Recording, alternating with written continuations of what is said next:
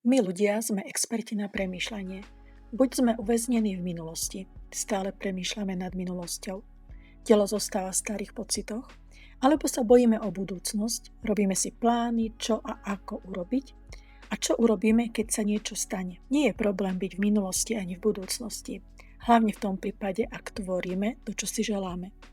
Horšie je, ak si premietame do nekonečná hororové scenáre, čo sme zažili, alebo čo zažijeme. Potom naše telo je v strese. Prítomnosť je jediný okamih, kde sa môžeme naozaj uvoľniť, kde sme v bezpečí, lebo sa jej priamo dotýkame. Minulosť bola a budúcnosť je neistá. V prítomnosti nie je problém.